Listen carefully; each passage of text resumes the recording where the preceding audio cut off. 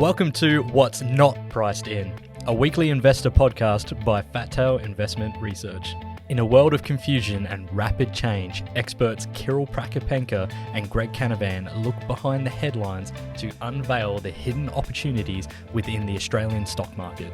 Now, let's dive into today's episode. Sometimes to figure out what's not priced in, you have to identify what already is. So with that in mind, Greg and I unpacked the latest Fed decision and surprising moves in the US stock market. Now, we also discussed a fresh Aussie jobs data. Unemployment is down. That's good, right? Not necessarily. Labor productivity is bad, and Greg thinks businesses will start shedding workers to preserve profitability. All up, we're set for some tough times ahead, with Greg arguing the market is underpricing the impact of the huge number of fixed-rate mortgages set to reset in the coming weeks. But doom and gloom is a great time for a contrarian investor, and Greg thinks one sector in particular offers neglected potential, despite the headlines. Hint, it's related to property. Oh, and we end the discussion with pizza. I'm talking about Domino's, that is. Hello, and welcome back to the fourth episode of What's Not Priced In. I think by now, you probably already know the shtick. This podcast is all about reacting to news stories with, but what's not priced in. It's already become sort of a running gag in the office. Whenever someone shares a trending story, someone else will sort of quip and go, but that's already in the price. What's not priced in? So in its own little way, it's having a small cultural impact. But it's been a big few weeks, I think, now with central banks, our own central bank, and this week with the US Fed. So, Greg, welcome again. And I think I want to start off with the US Fed and the latest decision. And I think we'll start off with that. What did you make of it? Were you surprised? Well, you know what, it's a bit frustrating that we probably start off most episodes talking about the Fed, but I do want to quickly go back to something you mentioned just then, is that if there's one thing that we can do in this podcast is we can encourage people to understand that the market has already mostly, in most situations, priced in what's in the news and what's in the headlines. So we're trying to work out what's not priced in, and that's not always easy. And filling an hour with or 45 minutes with what's not priced in can be sometimes difficult. So we do talk about just general market vibe and what's happening. But I think the important point to note is that if something is saturated in the headlines during the week, and we're going to talk about some of that stuff later in the episode, you can bet that is largely priced in. So what you're trying to work out from that point is there too much negativity priced in? Therefore, that's where the opportunity lies. And that's really what we're trying to work out on this podcast every week. What has been priced in, and therefore what's not priced in, and where is the opportunity. So that's the key takeaway for listeners. And I think, having been in financial markets for the better part of 25 years, it takes a long time to work out, when you're looking at daily headlines, and you can get spooked on some stuff, but once you realize that by the time it gets to the news, it's already in the price, it's a really big insight, and it's a really valuable insight. So that's the point behind this podcast. So hopefully we can leave you with a few key takeaways each week. Now, talking about the Fed, RBA, often that is just a whole bunch of noise. So I don't really want to get too much into what I thought of it, what I didn't. All I will say is that, yes, the Fed paused and said, Jay Powell used the term skipped because he wants the market to think that they're going to continue raising rates, and their dot plots on average factored in another 2 interest rate rises to come. But my feeling is that the Fed is a little bit concerned about where the economy is heading from here, wants to pause, but also wants to pause by saying, look, we still are going to tighten. You better believe us, because our dot plots say that we're going to tighten, and we're really hawkish, and we're going to keep raising rates for longer. Now, if I had to guess, I would say that there's a really good chance the Fed has paused for good, and that you won't see any more rate hikes. But I would say that I don't think you're going to see any rate cuts. So if they have paused, they're going to keep rates on hold for some time. And that isn't priced into markets. Markets are still expecting for the Fed to start cutting rates I'm not sure the exact timeline. It might be early in 2024 now. That's been pushed back out. But if we look at financial markets, they haven't even blinked on this whole Fed hiking cycle, and the S&P 500 is now up to getting back towards the highs from late 2021, which is a bit of a concern. Yeah, and I think just get my notes in here. I think the S&P 500 entered a technical bull market. I think last week or even this week, rallying over 20% off its October lows. So clearly, the sentiment is quite strong, and I think he actually wanted to show extreme greed and fear index chart. Which let's have a look at that. I think this is a really interesting aspect of what we were talking about just then. So let me share the screen here. Now, hopefully you can see this is taken from the CNN Fear and Greed Index, which is a combination of 7 different factors that go towards this overall indicator. And as you can see, we're at the extreme greed level. This is the highest reading in well over a year. And this is happening when the Fed is raising rates and telling the market that it's going to continue raising rates. So what I did is looked at the last time the S&P, or looked at the last few times that the CNN Fear and Greed Index jumped into the extreme greed range. And it did so here on the 1st of December. That was the top for the market, the short-term top, and we went on to have an 8% correction from that point. Then it rallied, it went back into fear mode, and then it rallied right at those lows of the fear mode in the CNN Fear and Greed Index, and then it got back up to extreme greed within a couple of months again. So on the 1st of Feb, we got to an extreme greed reading, and then again from the top to the bottom, we corrected 8%. So here we've gone into an extreme greed reading just a little bit before this. This factors in the overnight move, which was quite strong again, and we're at the highest extreme greed reading there's been in, as I said, over a year. The timeline doesn't go back any further than a year, but this is clearly the highest in a year. So my feeling from here is you're going to see a decent correction play out. Now, whether this is the top and this is the culmination of a big bull market rally that we've seen since the lows back in October, September last year, we'll obviously find out.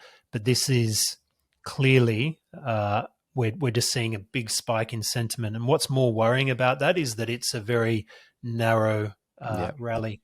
And there's a chart here that I wanted to show that I can't remember if we showed this in a show from a week or two ago, but it shows the S&P 500, the percentage of stocks in the S&P 500 above their 200-day moving average.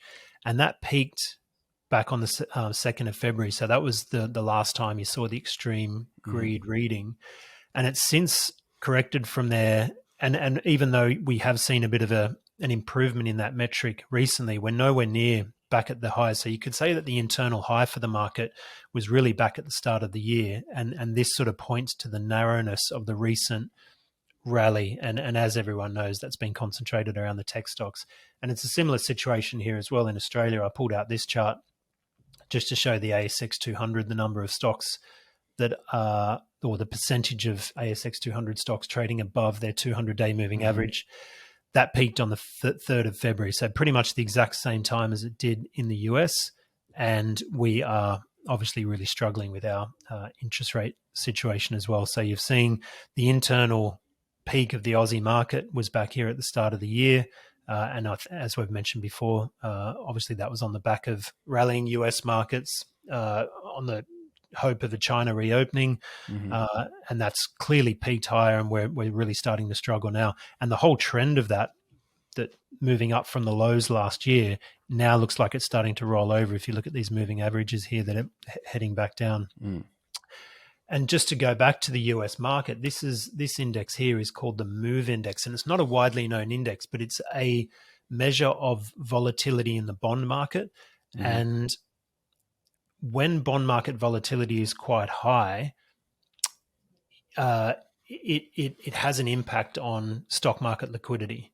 There are sort of detailed reasons that I won't go into why that's the case. But and if I go back further here, you can see that this bond market volatility really started to pick up, and that was on the back of higher inflation and obviously, a lot of uncertainty over the correct pricing of bond markets. And bonds are used. U.S. government bonds are used extensively in collateral. The use of collateral to borrow against, and that provides liquidity to the market. So the more bonds you can use as collateral, the more liquidity comes into the market. When volatility picks up, it lessens the use of that collateral. So around here, you can see really high volatility in bond markets, and this was late September, early October, which was the lows for the S&P 500. We did see a really big spike here, and that was on the back of the whole Silicon Valley Bank situation. That didn't correspond to a new low in the S&P 500, which indicated that the fact that the Fed came in and provided liquidity, I think, was a big help at that stage. But now you've seen this whole volatility of the bond market really, really come back down to the low levels that has existed over the past 12 to 18 months. So that is really helping driving this rally. And I think you could easily argue this is just a liquidity fueled rally that sentiment is starting to drive higher now. And based on going back to the S&P 500, based on the extreme greed reading, and if I look at the RSI index, which is a measure of momentum, we are really, really stretched here. I mean, that's the highest RSI we've seen probably since the peak in the market back in November 2021, or near the peak of the market. So we're getting to levels where it's increasing probability of a decent correction playing out. And the question is, I'll just stop sharing my screen now. The question is how big is the correction going to be from here? Well, I think I wanted to ask you, are you perplexed by how the US tech stocks have rallied, and given the rally sort of coming in at a moment where I think China is sort of now trying to stimulate its economy, New Zealand is in a recession, other countries are sort of still raising rates because they're worried about inflation, and amidst all this, the US stock market is in a technical bull market. Are you surprised, or are the animal Absolutely. spirits? Yeah. And I think that's just what markets do, right? They're continually surprising people. And if you look at, no one would have expected the S&P 500 to be back near its highs. But as we pointed out, I think it was the first episode, often you do get, after big bear markets, you get reflex rallies that take stocks back to near their highs. I mean, Apple's back to new all-time highs. Microsoft's near its highs. Nvidia's clearly at new all-time highs. So yes, it's been surprising. No one would have expected with the Fed continuing QT, quantitative tightening, and with interest rates rising in quite a rapid manner, no one would have expected the S&P 500 to be in the position it's in now. And if you look at, I think it was an insider that Vern Gowdy wrote for us on Wednesday, and this is a pretty well-known fact, but I think it's 7 stocks that have driven the whole rally over the past few months. And I think from the start of the year, there's 490 S&P stocks that have done nothing for the year, whereas it's really been driven. And that narrowness, which you mentioned in one of your in one of the podcasts as well, that narrowness is a concern. So what the S&P 500 is not pricing in is the fact that sentiment is now at an extreme. You don't have a lot of fundamental drivers for continuing support. You've got bond volatility now back down towards its lows over the past couple of months. So that will probably peter out in terms of a continuing driver.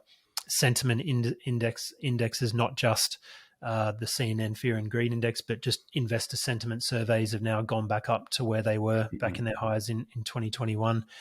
And often investor sentiment is the missing ingredient when you're looking at trying to time, not that I try to time moves, but you try to get a sense of when markets might be topping out, at least for the short term. It's always about sentiment, because fundamentals occur, and then investors chase those fundamentals. And in the situation where you're talking about the tech stocks, I wouldn't say this is a scenario like in 2000 where there was no earnings, that these tech companies have got genuine earnings drivers, but everyone knows that. Now everyone's jumping on board because those are the stocks that are going up. If you've got money and you want to put it into the market, you're going to put it into a tech ETF or a NASDAQ ETF. That money's automatically going to go into these stocks, regardless of value, regardless of any fundamentals. It's just momentum that are driving these stocks. So, and as I showed in that S&P 500 chart, the momentum is now very stretched to the upside. So I'd expect to see a correction unfolding pretty soon. Yeah, and I think just to highlight just how concentrated it is, I think the market cap of Apple, I think, is almost as similar as the market cap of the Russell 2000 small companies. So those companies are huge, and given their massive size, they're having an outsized effect on the market. But I think we should probably stop talking about the US and now move over to local shores. Well, actually, just one more thing before you do, because when you just mentioned, does it surprised me in terms of the rally? One of the interesting things is that tech stocks previously rallied on lower interest rates, right? And the fact that the bond yields were moving down. Bond yields haven't moved down for quite some time, and bond yields have been heading higher. So that's another head scratcher. That's another sort of, okay, well so I guess it's just another reason why this rally will pretty much end, I think will end pretty soon. Yeah, and I think that's an interesting point, and I think other analysts sort of pointed out saying there was this idea that the tech rally before was a zero interest rate phenomenon, but now that interest rates are high and tech rally is still going on, it's like you said, it's a head scratcher. But now I sort of want to ask you about Australia. We've had some big data being released this week, namely, I think the biggest was the unemployment or the employment figure. I think to the surprise of many, I think unemployment actually fell to 3.6% in May, down from 3.7%. I think an interesting number now, the number of employed people in Australia has now hit 14 million for the very first time. Just before the pandemic, that number was under 13 million. I think also concerningly, maybe for the Reserve Bank, Australia's population grew by 1.9%, the fastest pace since 2008. So what do you make of that? Because I think on the one hand, you could say, well, the economy is still sort of strong, it's still hot. But on the other hand, you do have these recessionary signals. I think the retail sector is sort of crashing. And I think now you're going to sort of talk about, there's a fixed rate mortgage cliff that we're about to hit, and a lot of people with fixed rate mortgages are going to jump onto much higher variable rates. So what do you make of all of that? Yeah, well, look, one thing I'd point out is I'm not an economist. I don't pour through the unemployment numbers. I do know that the unemployment numbers are a lagging indicator, and we got a strong employment reading yesterday. And then the market said, okay, well, that means that the RBA's definitely got to move again. We've got to keep raising interest rates to take the heat out of the market. My view is a little bit different. I don't think the RBA should raise interest rates again, but I do think they probably will, because they're starting to panic that inflation is getting out of hand. And that panic means that they're not prepared to wait in the same way that the Fed Reserve is. So they will probably raise again, and that is going to cause more pain for the Aussie economy. One of the things I would point out is when the Fair Work Commission came out with their ruling to increase wages, was it just a couple of weeks ago? That obviously wouldn't be captured in any of these employment numbers. And my feeling is that when we talked about the lack of labour productivity, we talked about that last week, the way that you deal with that is to lower your employment. Now that might not happen immediately, but I think it's going to happen. Why is our employment market so strong? Again, I don't know. I think there's a lot to do with there's a lot of fiscal stimulus in the economy, and I know the RBA governor, Philip Lowe, has said that it's neutral. I don't think it is. I think it's probably quite stimulatory to the economy. So that's obviously having an impact. We've got huge amount of spending going on with this energy transition. And when you're building lots of renewable energy and haven't had it hooked up to the grid, then clearly that's quite unproductive in the short term. Whether that will turn productive in the longer term, I have my doubts. But that's something that is clearly feeding into employment and demand for employment without getting the productivity benefits for that immediately. So yes, the RBA will continue to hike, but and this is an interesting chart that I wanted to show people, is that if you look at, let's see. So this chart here shows, let me explain. The TFF is the term funding facility that the RBA provided to all the banks back in, what's it, 2020, 2021, on the proviso that, go out and lend this money. We'll give it to you at 0.1% cost, and go and make fixed rate loans and get some money into the economy. So that's obviously starting to come due now. And we all there's been a lot of talk about this fixed rate cliff that's happening this year. But the reality is it has barely started to happen. And this is the September quarter, which we're about to move into. So at the end of June, we'll move into the September quarter. And there's over 60 billion of these fixed rate loans that are about to mature. And then when you include July, December quarter, which is all of the rest of 2020-2023, there is, and including the government debt that will mature as well, the Reserve Bank's balance sheet is going to shrink by about $84 billion this year. And most of that is going to start happening in the next couple of weeks or the next month or so. Is that priced in? I have my doubts. If you look at the retailers in recent weeks, they've actually fallen considerably. But if you look at just the consumer discretionary stocks, and this is the the ASX 200 Consumer Discretionary Index, it's fallen. Obviously, let's have a look how much it's fallen just in the last month or so. It's down about 8%. So it's had a decent correction, and it looks like it's about to turn into a downtrend here. But we're still well off the lows from a year ago, and probably should point out we're celebrating the anniversary of the bear market lows at this point.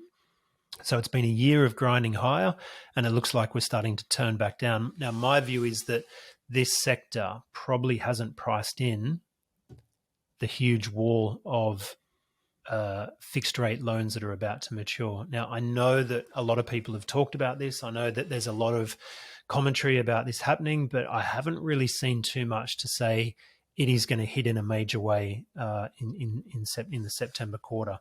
And then if we look forward for another year in the June quarter of 2024, there's obviously a massive amount of maturities to come as well. So what this does, in effect, is that it brings people from, let's say, a 2% mortgage to a 5% mortgage in one quick move. And that's a huge drain on discretionary spending. So if we talk about employment gains, if we talk about the employment market being too hot, it probably needs to be pretty good if the economy is going to absorb this type of hit to discretionary spending and household incomes. So if you look at some of the retailers like, I'll just stop sharing the screen. If we look at some of the retailers like Myer, for example, it's fallen around 50% in a matter of months. Premier Investments, which is another big retailer with lots of different brands, down 25% since its peak in February. Harvey Norman's down 30% since late January. Adairs, which is a bedding, that's down 50% since Feb.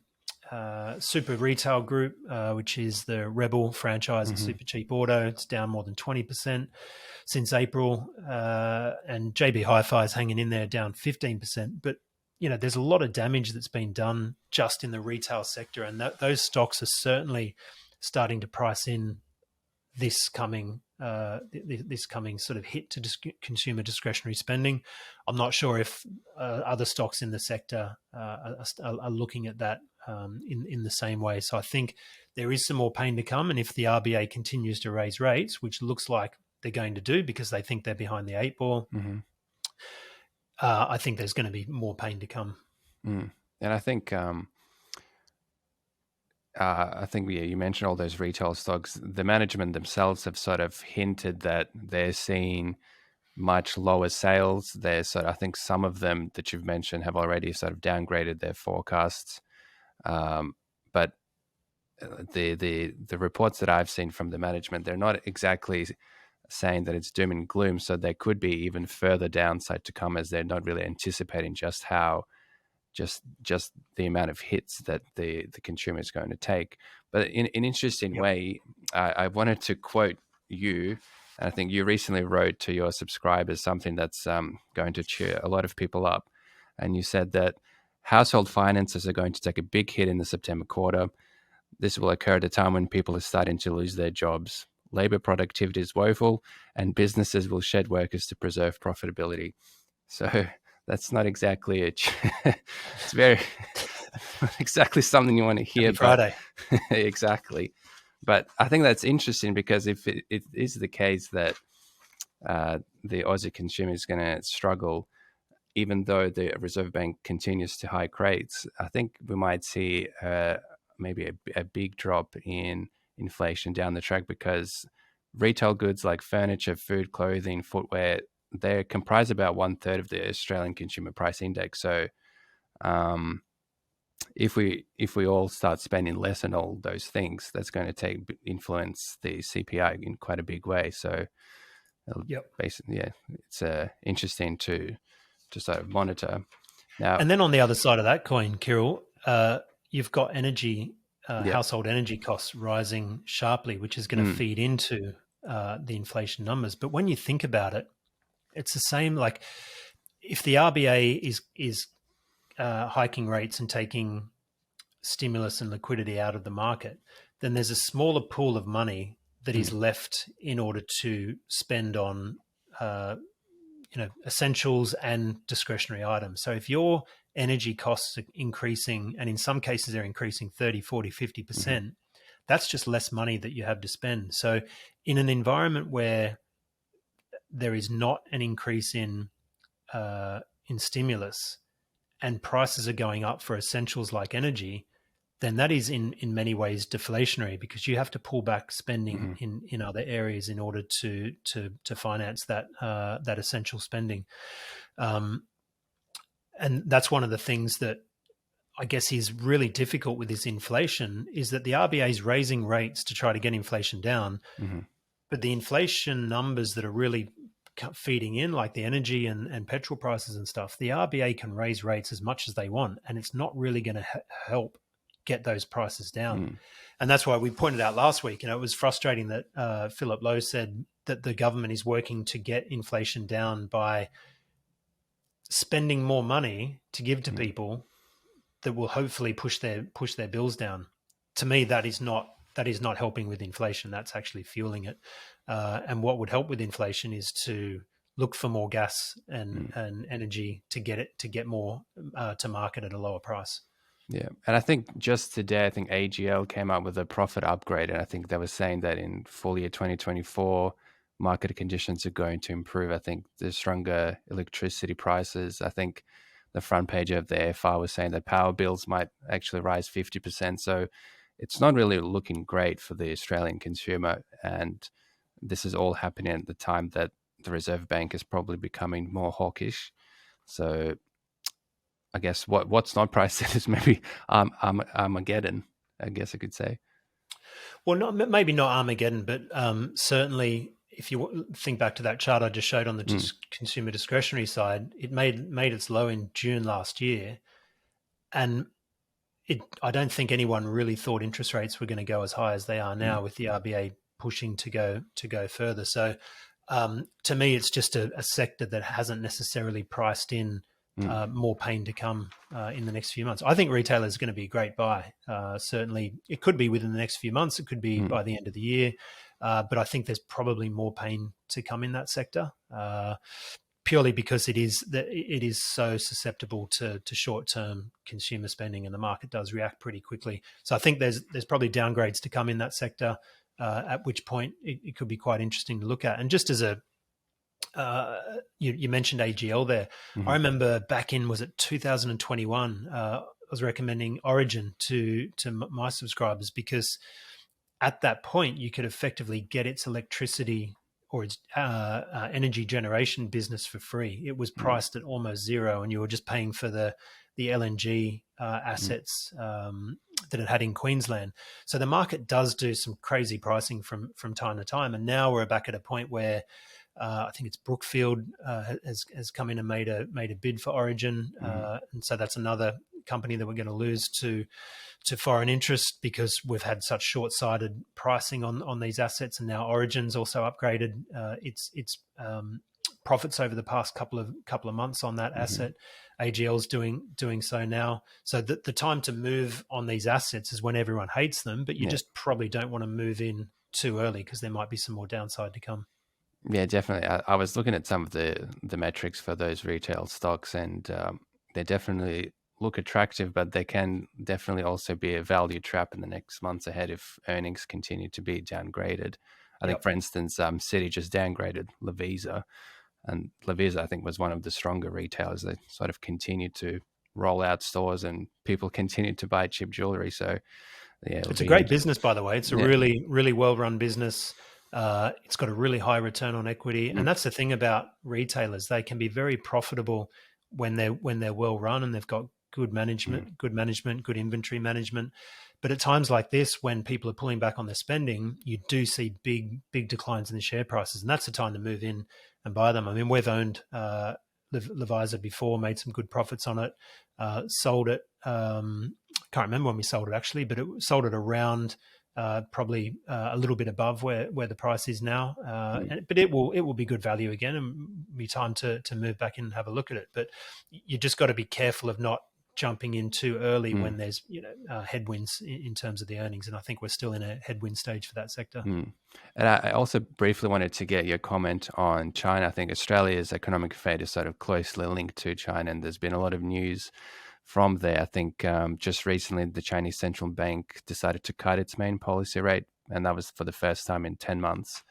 And so people sort of expected China's post-COVID recovery to be strong, but it's sort of petering out. And what do you make of that? And what does that mean maybe for Australia and its economy and maybe things like mining stocks?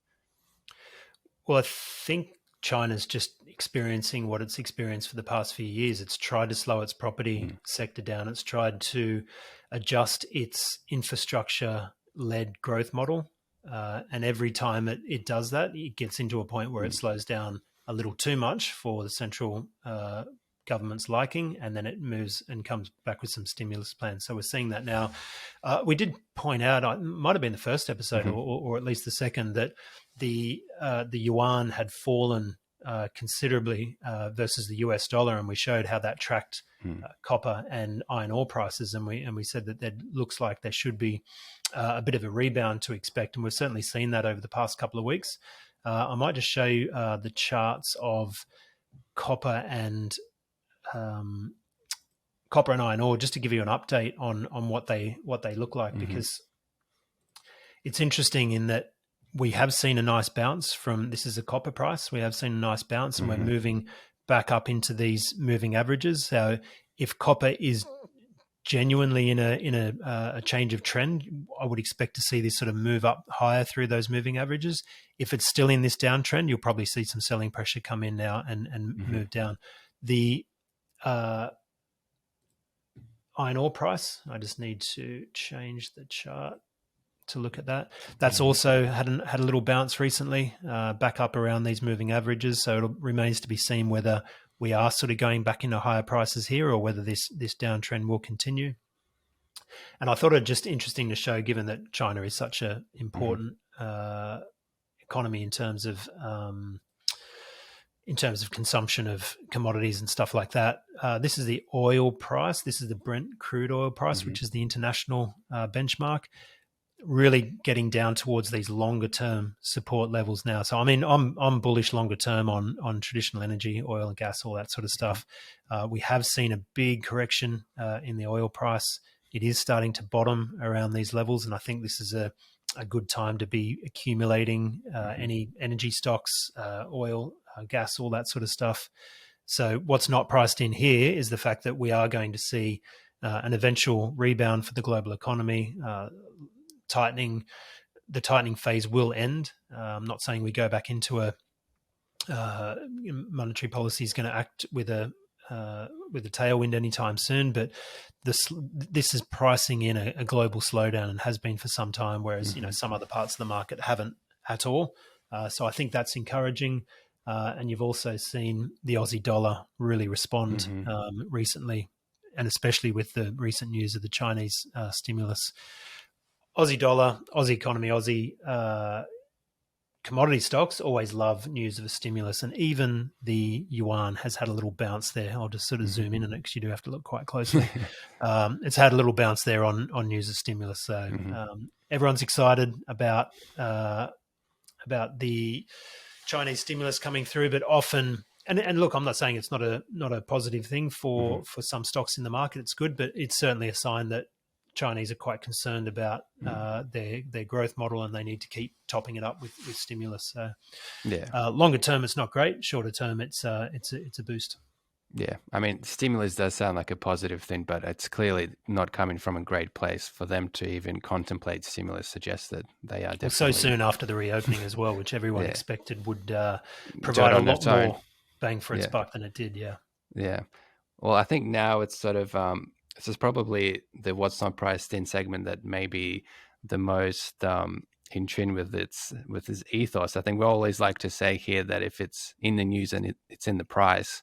And I think if anyone's been sort of reading the AFI in recent weeks, in recent days especially, the front pages have sort of been heavily featuring numerous gloomy headlines about, office valuations and how the property sector is sort of struggling. And that sort of suggests that there's a lot of bad news already being digested by the market. And I think recently you've just published a monthly for your readers about the property trusts. And so what's not priced in at the moment with all of these bad economic news is that maybe it's good news for property trusts, because if we've seen the end of the rate hiking cycle, it's probably good news for property trusts. So maybe you can take us more through that. Yeah, so this week I published the monthly investment newsletter, which contained a couple of property trust recommendations, and I decided on writing these stocks up last week. I'd done a fair bit of research on them.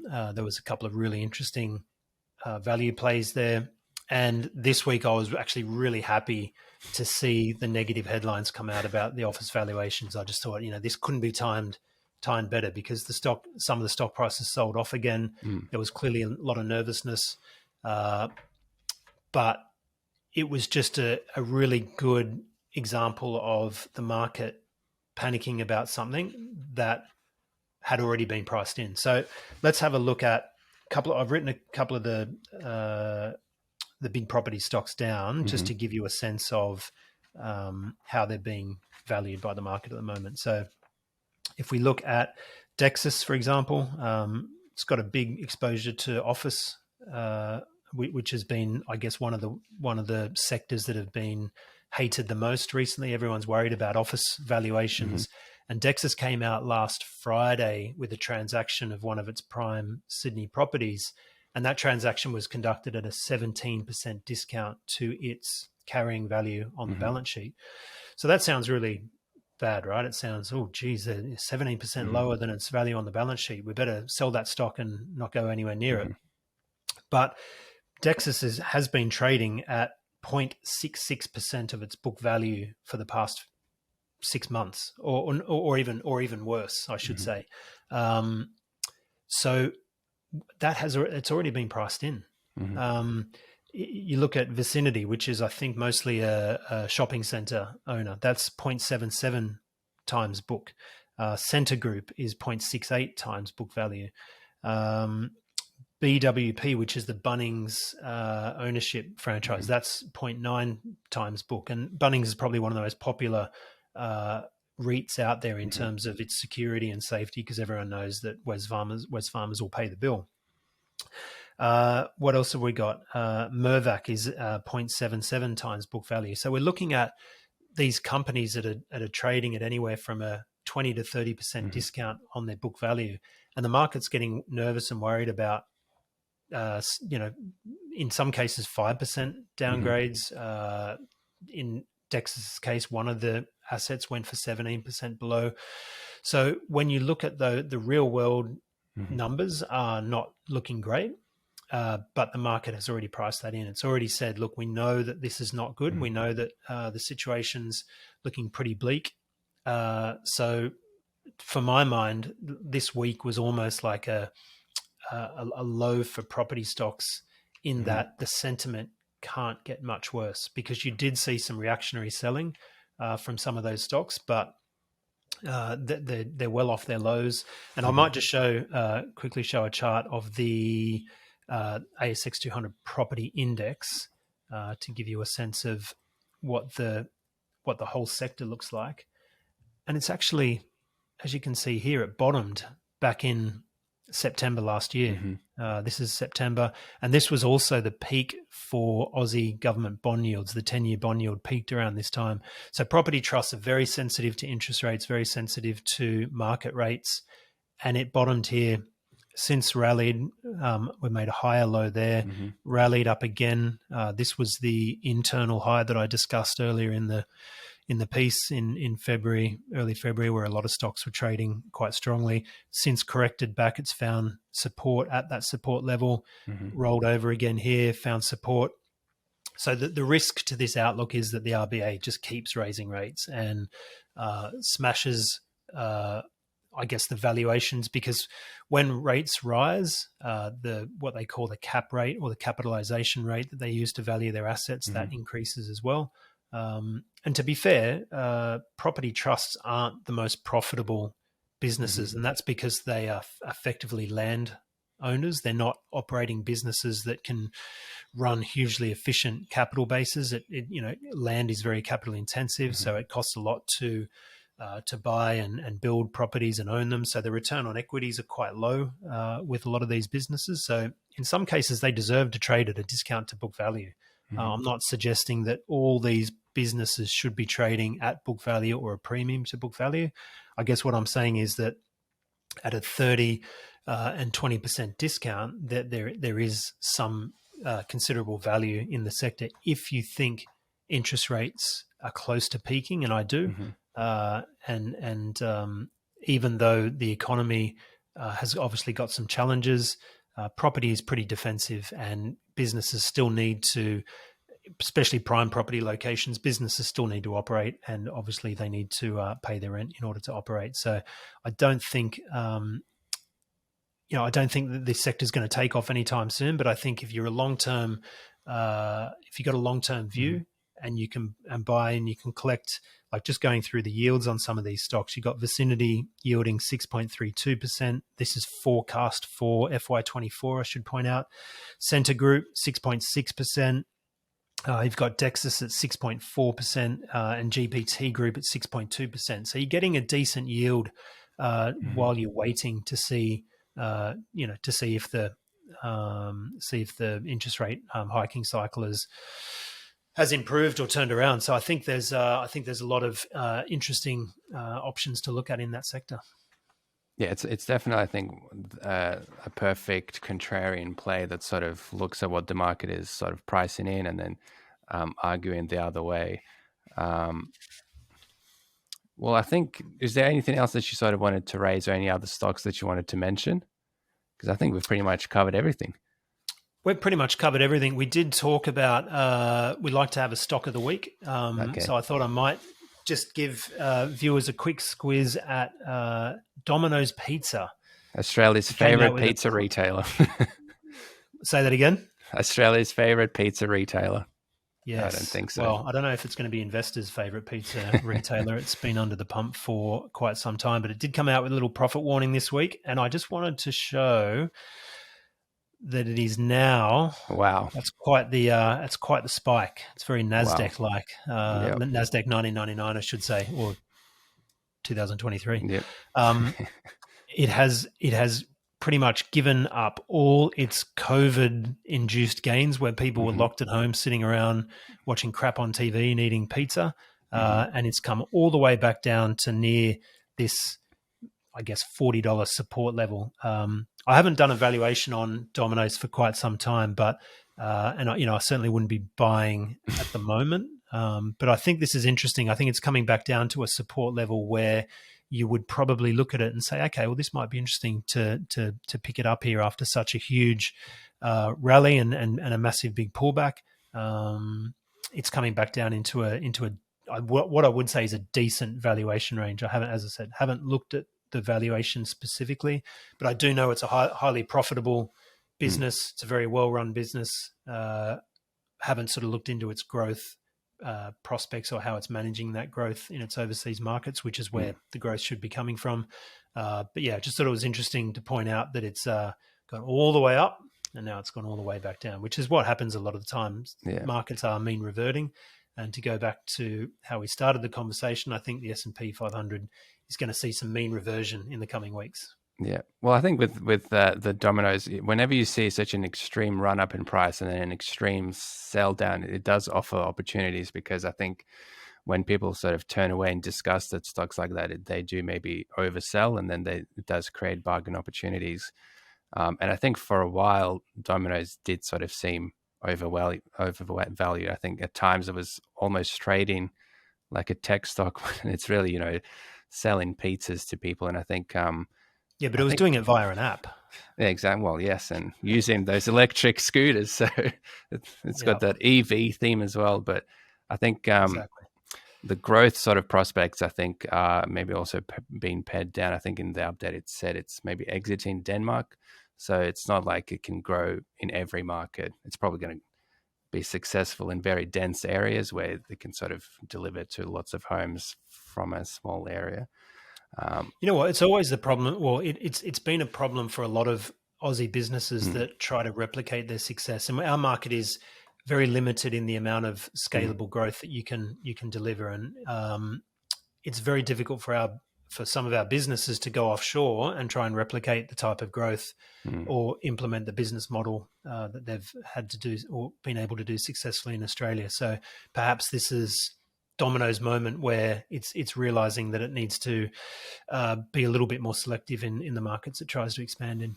Yeah, especially when you have like all the other major pizza ones like Pizza Hut and whatever else is being sold across the world. But yeah, maybe we'll look at Domino's Pizza throughout the year and just to see if it's becoming good value again, like its value pizza range. All right. All right. Well, with that said, on that note, yeah, exactly. That makes me hungry for a pizza. But anyway, thank you guys for tuning in, and we'll see you next week. Thanks, Kirill. Thanks, everyone. Thanks for joining What's Not Priced In, your weekly source of unique ideas in the Australian stock market.